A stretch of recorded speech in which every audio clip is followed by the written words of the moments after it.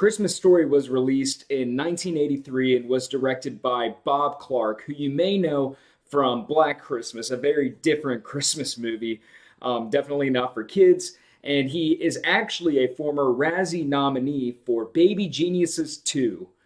Don't judge him based off of that movie because this one's awesome. And this film stars Peter Billingsley as Ralphie, Melinda Dillon as his mother, Darren McGavin as his dad, and it's narrated by Jean Shepherd, who's actually the author of the novel this movie is based off of. The Christmas Story is about exactly that, a Christmas story. It revolves around a boy named Ralphie growing up in what's supposed to be a suburb of Chicago with his little brother Randy, his two parents, and his friends. And in this movie, Ralphie, he is struggling with bullies. He wants something specific for Christmas, and everybody's telling him that he's going to shoot his eye out. He's basically just a little kid going through Christmas. Really, you can think of this movie as a collection of different stories about Ralphie's childhood that all revolved around this one year of Christmas. It ranges anywhere between the time his friend got his tongue stuck to a pole to whenever he accidentally says a curse word in front of his dad and kind of the ramifications of what happens after that. And to be totally honest, I don't remember the first time I watched this movie. I just know that growing up, I watched it all the time around the holidays, especially whenever it was Christmas Eve and Christmas, whenever it was on 24 hours a day on TNT and TBS. I'm sure is how a lot of you watched it for the first time as well, because they've been doing that for the last 20 or so years. And for some reason, it continues to be the highest ranking program showing whenever it premieres that first night on Christmas Eve. So if it ain't broke, don't fix it. I'm just going to say right now, I'm not going to separate this video into non-spoiler and spoiler because I feel like everyone I know has seen this movie. So I'm just going to talk about it like we've all seen it. And if you haven't, I don't think me giving away some things is going to take away from your joy of the actual movie because this film is just so charming. I mean, there's a reason why people revisit every single year.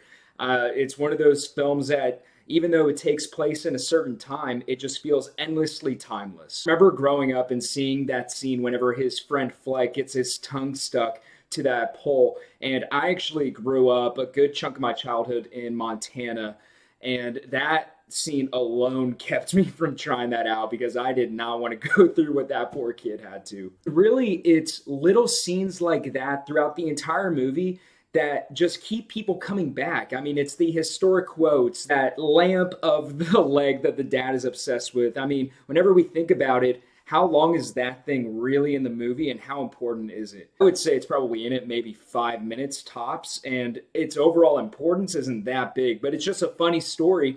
But now it is one of those classic images that we have in our head whenever we think about Christmas. At the end of the day, I don't think I've met a single person that doesn't enjoy this movie because it's really about this little kid who is just growing up and going through these little stories in his life. And while it's specific to his family and it's things that probably maybe I haven't been through or maybe you specifically haven't gone through, it's something that we can relate to because we can remember that time in our lives whenever we were kids just figuring it out. You know, the first time you stand up to a bully who's picking on you, whenever you do something wrong in front of your parents, like say a curse word, whenever you're trying to butter a teacher up to get a good grade. All stories that we can kind of relate to in a weird way. Really enjoyed going in and trying to figure out how this movie was really made because it's one of those small budget films or relatively small budget films that, you know, doesn't typically get a whole lot of attention. And at the time, whenever it came out, it didn't. It honestly was out of theaters for the most part, aside from maybe 100 by the time Christmas actually rolled around. Because it was released in November. It wasn't until after the fact, whenever it got that 24-hour special on TBS and TNT, where people started to actually know the movie and it actually started to gain its audience, and now it's iconic. But like I said before, Jean Shepherd wrote the novel that this book is based off of, and it's not like you can go out and get a Christmas Story book. There were a couple of stories that were featured in this film that had been in his book of just a collection of short stories. And I guess eventually he decided to shop it as a movie centered around Christmas. Gene Shepard actually said that it took him 10 years to get the movie made. I really wish there were more interviews of this guy, Gene Shepard, around, because he seems like a really interesting character. Because you would imagine that this film is kind of based on his life. I mean, he grew up in a suburb outside of Chicago. Ralphie and his family grew up in a suburb outside of Chicago. But this guy was really interesting, and he was purposefully vague whenever it came to his childhood. He never confirmed that some of these stories specifically happened to him, and he even went as far to say that everyone in this movie is fictional, but whenever researchers went back, they saw that people that his friends Fleck and Schwartz were based off of actually existed. Well, a lot of people to this day think that he was just saying that so that his friends or his family wouldn't get bothered, but that's neither here or there. Regardless of if these stories are 100% fictional or nonfiction, I think that Gene Shepard did an outstanding job of capturing what this time of year is for a lot of kids. Because it doesn't just center around Christmas itself, it's set around the time before and Christmas evening. The ramp up to the Christmas season and getting excited for Christmas, Christmas Day actually happening, and then kind of the winding down of the season. I love that they did it like that too, because it, instead of capturing a day of someone's life, it captures a moment in time for a person's life. You know, we follow Ralphie probably over the course of a couple of weeks,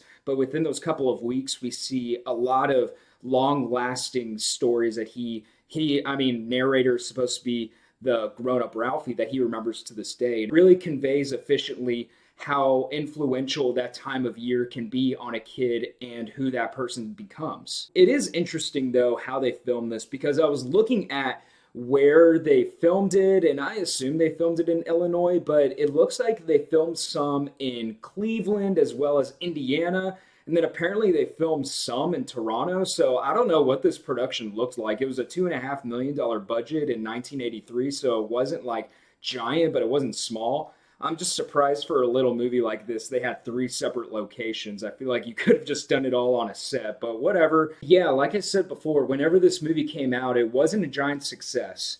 It made a profit, but I mean, it was a Christmas movie that didn't make it to Christmas a month out. That says everything that you need to know. But the critics at the time actually really enjoyed it. In fact, Roger Ebert gave it 4 out of 4 stars, and it was consistently in top 10 lists for the year. So it was clear that people could appreciate that it was a good movie. Audiences just didn't gravitate to it for some reason. But it is awesome that it was able to take on a life of its own whenever it was put onto TBS and TNT. Because now it's one of the biggest Christmas movies ever made.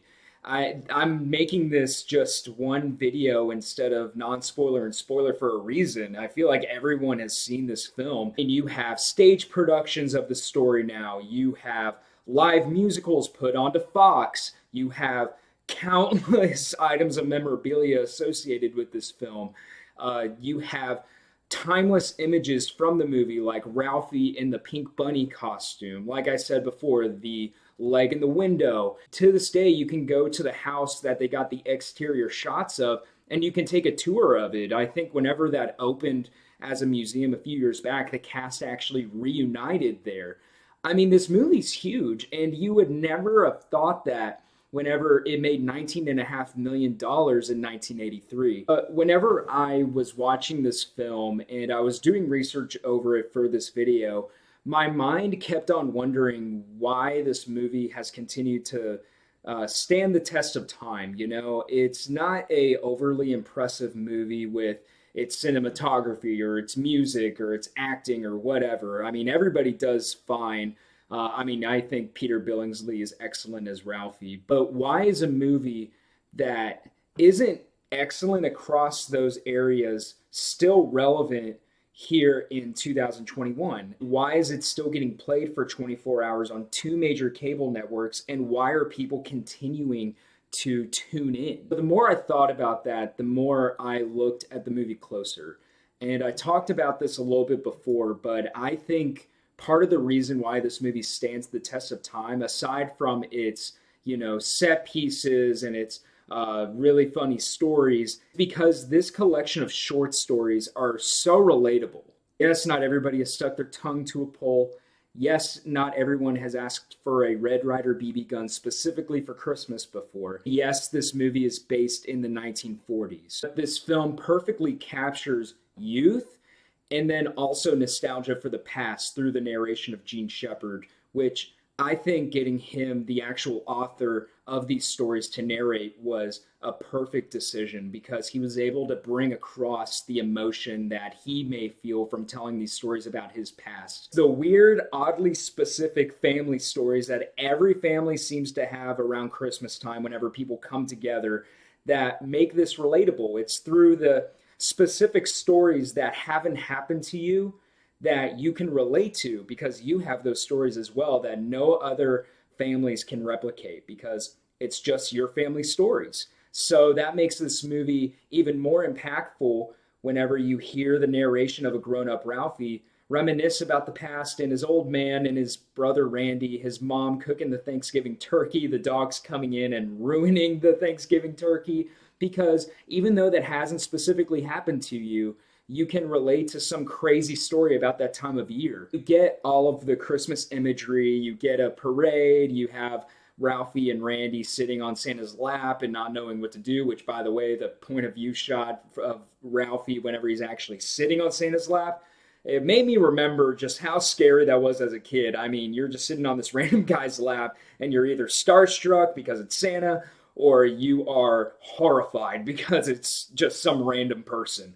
But anyway, I digress. So hearing someone else reminisce about those stories, I think at least, is what makes this movie so timeless and worth coming back to and revisiting every year. Because there are plenty of Christmas movies that get airtime during the holidays. I mean, you have National Lampoon's Christmas Vacation, you have Home Alone, but none of them have 24-hour specials dedicated to them that I know of, or at least none that have been going on as long as this one. It makes you want to figure out, what is it about this movie that makes it so special? You know, you follow Ralphie on his journey to get that one thing that he wants for Christmas that everyone has been through. Everybody's wanted that one thing for Christmas before. His just happens to be a Red Ryder BB gun, but you follow him on his quest to get it, you know, convincing his parents that he wants it, mentioning it here, mentioning it there, writing an essay about it in his class. This poor kid gets shut down by everybody for that one thing. He just